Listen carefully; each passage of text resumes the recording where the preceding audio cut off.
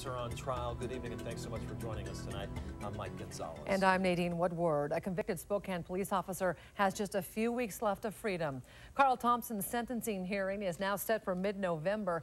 He's convicted of using excessive force and violating Otto Zem's civil rights in a confrontation in 2006. Zem died several days later. KXY4's Colleen O'Brien was in court today, and Colleen, despite his lawyer's best efforts, his sentencing will in fact move forward, right? That is correct, Mike, and this is the zip trip behind me on Division where that confrontation happened in 2006. Thompson's lawyers were hoping they would get a new trial for him, but that was shot down last week by Judge Van Sickle, and now today the judge decided that Thompson's sentencing hearing will be right before Thanksgiving. Former police officer Carl Thompson walked into the federal courthouse 10 minutes before his hearing. He never showed an expression, never spoke, just listened.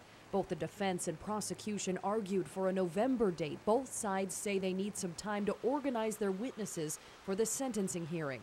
Thompson was convicted last November with using excessive force and violating Otto Zem's civil rights. The two were in a confrontation at a North Spokane zip trip, one that led to Zem's death days later. I know the family wants to be heard at sentencing. The law allows them to be heard at sentencing. They've waited a long time. While the defense did not say who their 3 to 5 witnesses will be, Otto Zem's family attorney expressed to Judge Van Sickle that they would like their turn to speak. Otto's mom has been clear about her not wanting an excessive type punishment, but part of this system requires that there be consequences and that there be a punishment phase. We're going to get to it. Thompson faces up to 20 years in prison.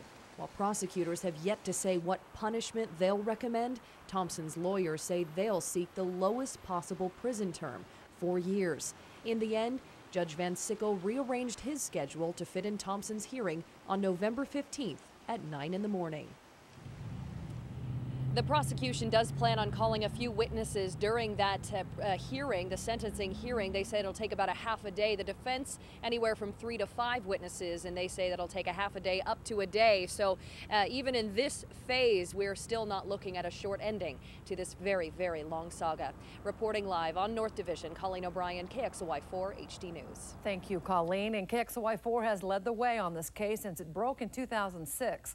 Stay with us on TV, online, and on News Radio 920 for coverage leading up to and including Thompson's sentencing.